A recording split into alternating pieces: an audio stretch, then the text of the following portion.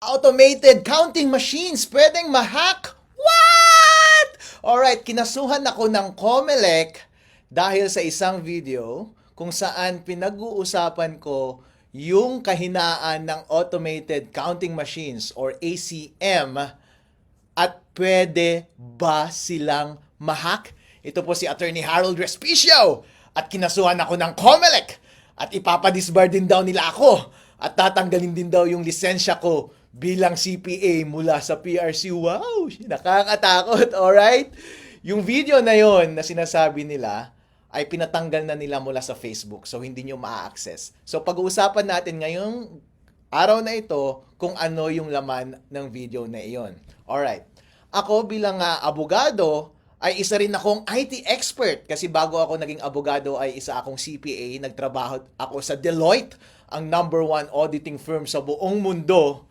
At ang expertise ko was information systems audit. Kaya alam ko ang lahat ng mga bagay na yan.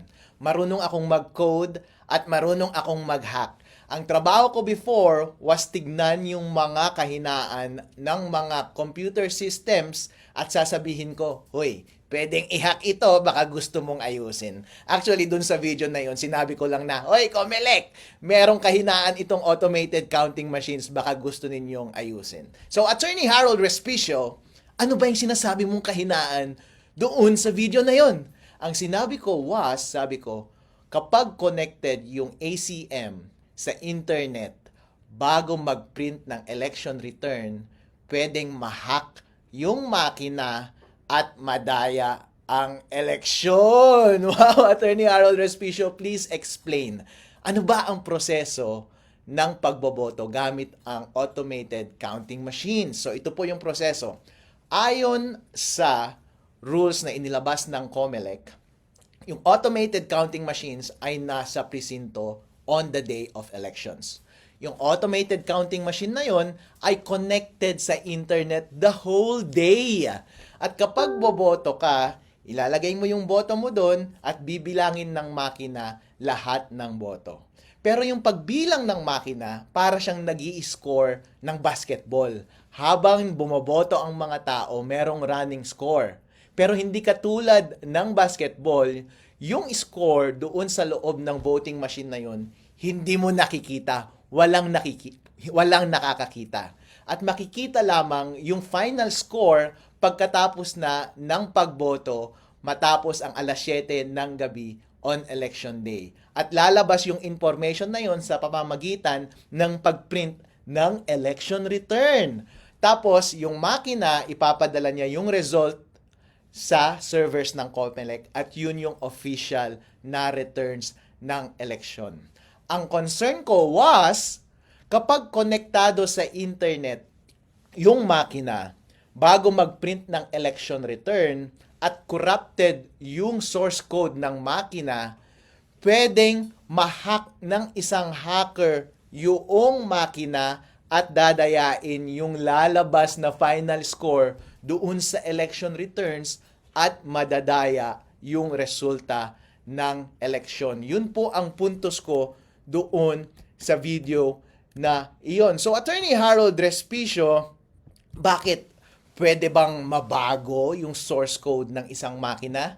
Well, ang binanggit ko doon sa video was, pwede on principle basta may physical access ka sa makina. Bilang eksperto sa IT, ikaw din, kapag bumibili ka ng gadget mo doon sa Green Hills, di ba? Kapag nakaw yung cellphone na yon or nakaw yung laptop, pagdadalhin mo doon, babaguhin na nila yung source code ng computer na yon kahit may password pa yung device na yon. Kasi, ang basic principle ng information systems security is, basta may physical access sa device, ang isang masamang tao at gusto niyang baguhin yung source code ng makina na yon, pwede mong mabago yung source code ng makina na yon. So, on principle, ang mga makina ng pagboto, basta merong access ang tao dyan, pwedeng mabago yung source code. Ngayon, ang diniscuss ko doon sa video was, sige, sinesecure nga ng Comelec lahat ng makina na iyon. Actually, meron bang opening, ang sinabi ko sa video is, meron bang opening or instance na baka hindi nakatingin yung gwardiya na merong bad actor doon at baguhin niya yung source code? Kayo na lang ang humusga, di ba? So, mahirap iwasan yun kasi kahit gaano ka pa ka-stricto sa pagbantay ng makina, kahit konting sandali lamang na merong access ang masamang tao doon sa makina, halimbawa, galing sa loob ng gobyerno, kung gusto nilang dayain yung eleksyon, pwede nilang dayain yung eleksyon. Yun yung binanggit ko doon sa video na iyon. Ngayon, hindi mo maiiwasan yung bagay na iyon. Kaya ang alternatibo mong solusyon dyan ay kapag nagtanim sila ng masamang code, source code doon sa makina at may opening sa hacker, pwedeng i-hack. Dapat ang gawin mo, during election day, wag mo siyang i-connect sa internet. Kasi kahit corrupted yung source code nun, kahit ano pa ang gawin ng hacker, hindi niya ma-access yung device. Therefore, hindi niya mababago yung score. And kapag hindi niya nabago yung score, ang lalabas na score ay yung tamang score sa makina at walang magagawa yung makina. Once i-connect mo na siya sa internet later at ipadala mo yung results sa server ng COMELEC, hindi mahirap nang dayahin yun kasi may kopya na lahat ng watcher ng totoong resulta ng eleksyon. Yun yung binabanggit ko na pwedeng opening doon sa video na iyon. Doon sa video na iyon, naging detailed ako sa pag-discuss ng teorya ng computer securities at paano i-take advantage yung kahinaan na yun doon sa sistema ng automated counting machine. So, nag-code ako doon, dinemo ko kung paano mo talaga siya gagawin code by code, line by line, at ginamit ko itong laptop ko para i-demo in actuality paano siya gagawin. Para, pag nakita ng COMELEC yung video na yun, oo nga no, o kaya nakita ng taong bayan yung video na yun, sasabihin nila, oo nga no, convincing yung explanation ni Harold. Pwede ngang mangyari. Ayusin nga natin to. Actually, yun yung purpose ng video na yun eh. Yun yung hope ko na sana maayos ng COMELEC yung rules nila. Kasi, ang simple lang siyang pwedeng ayusin. Walang mawawala sa atin. Ang gagawin lang ng COMELEC is, babaguhin niya lang yung rules niya kung paano natin i-handle yung ACM machines during election day. Kasi right now, may lunabas na rules ang ACM kung paano i-operate yung voting machine na yun on election day. At kapag babasahin mo yung rules, connected na siya sa internet on the whole day. And walang instruction doon na dapat hindi siya connected sa internet or dapat i-connect mo lang siya sa internet after mag-print ng election returns. Ang recommendation ko was, bilang eksperto, ay magdagdag ka lang ng isang linya doon sa rules mo, COMELEC, at sabihin mo doon na wag mong i-connect sa internet habang nagbobotohan at habang nagpiprint ka ng election return. At i-connect mo lang sa internet pag magsesend na ng data papunta sa server ng COMELEC. May masama ba dun? Walang masama dun.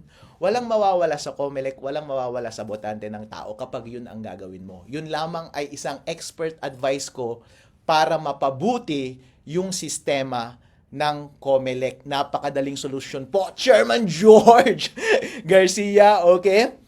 So sabi ng COMELEC, Attorney Harold Respicio, bakit naman kasi hindi mo na lang sinulatan yung COMELEC para i-report yan, para mag-usap kayo ng COMELEC? Bakit mo pa inilabas sa public? Actually, sir, ninabas ko yung video na yon on the day na nag-demo yung COMELEC doon sa aming probinsya, sa Reyna Mercedes Isabela. Kasi tumatakbo rin akong vice mayor doon sa aming probinsya. And during demonstration, kinausap ko yung head ng COMELEC sa aming bayan. Tinanong ko siya about sa vulnerability na ito. Hindi niya masagot at dinismiss niya ako. Dismissive siya sa akin. Pinakausap niya sa akin yung provincial COMELEC. Tinanong ko siya, pinagalitan pa ako. Dinismiss niya ako at binabaliwala niya yung concern ko. So anong gagawin ko? Malamang kapag erase ko sa COMELEC, since ganun na yung attitude niyo COMELEC, wala na akong ibang choice. Kundi ibigay sa taong bayan yung impormasyon na yon at sila ang mismong magtutulak sa COMELEC na improve nila yung sistema nila. Alright? At sinasabi rin ng COMELEC ngayon, merong isang question na yang si Harold Respicio, nagkakalat lang yan ng masamang impormasyon, misinformation. Kasi kung nagsisinungaling yung voter machine natin, kung pwedeng ma-hack, meron namang randomized audit. So, tama, pwede kang mag-randomize audit. Pero ibig sabihin ba walang nangyaring dayaan? Totally, hindi. Kasi, Kapag meron ako bilang hacker at may access ako dun sa automated counting machine, pwede kong piliin yung machine na pwede kong dayain. Pwede kong sabihin na itong mga makinang ito, wag nating dayain, pero yung makina number 1, 2, 3 dito sa precinct na to, dayain natin. Paano kapag dun sa randomized testing mo, ang itest mo ay yung mga makina na hindi nadaya? The only way na pwede mo lang masabi na totally na walang nangyaring dayaan sa election is itest mo lahat ng voting machine at i-secure mo lahat ng resibo ng boto doon sa ballot box na yon. At dapat isa-isahin mo kung nagmamatch lahat ng ballot box at saka yung resulta ng boto.